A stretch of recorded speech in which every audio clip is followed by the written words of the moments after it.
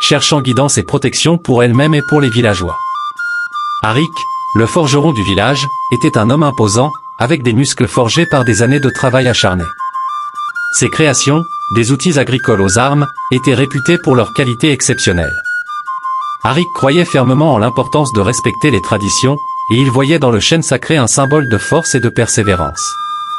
Chaque matin, avant de commencer sa journée de travail, il touchait l'écorce de l'arbre en signe de respect et de reconnaissance. Bien que peu loquace, il était un pilier de la communauté, toujours prêt à offrir son aide en cas de besoin. Lena, une vieille femme aux cheveux argentés et au sourire bienveillant, était l'une des doyennes du village. Elle connaissait chaque habitant par leur nom et leur histoire, et elle était souvent sollicitée pour ses conseils avisés.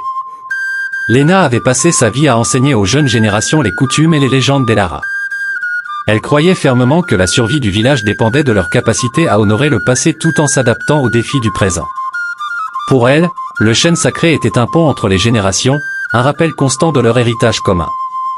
Enfin, il y avait Taren, le chef du village. Taren était un homme d'âge mûr, au visage buriné par les années passées à veiller sur Elara. Il était respecté pour sa justice et sa sagesse, et il prenait très au sérieux son rôle de protecteur du village. Taren voyait dans le chêne sacré non seulement un symbole de leur histoire, mais aussi une source de pouvoir et de guidance. Lors des décisions importantes, il se tournait souvent vers l'arbre pour y trouver des réponses, convaincu que l'esprit du guerrier qui y résidait lui montrerait la voie. Le quotidien des villageois d'Elara était rythmé par les saisons et les rites ancestraux. Les enfants jouaient autour du chêne sacré, tandis que les anciens racontaient des histoires à son ombre. Les jeunes couples y gravaient leurs initiales, espérant que l'arbre bénirait leur union.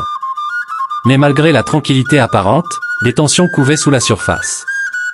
Certains villageois commençaient à douter du pouvoir de l'arbre, influencés par les récits de voyageurs de passage qui parlaient d'un monde au-delà des montagnes, un monde où la science et la raison prenaient le pas sur les croyances ancestrales. Ces doutes étaient alimentés par des événements inexplicables qui se produisaient de plus en plus fréquemment.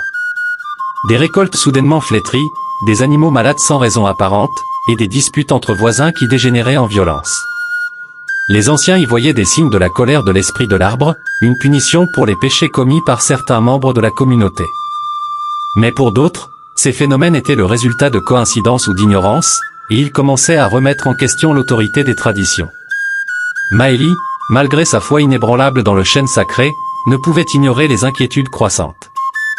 Elle passait de longues heures à méditer près de l'arbre, cherchant des réponses dans les murmures du vent à travers ses branches. Elle sentait une perturbation dans l'équilibre du village, une menace invisible qui pesait sur eux. Avec Arik et Lena, elle formait un petit groupe de fidèles déterminés à découvrir la vérité et à restaurer la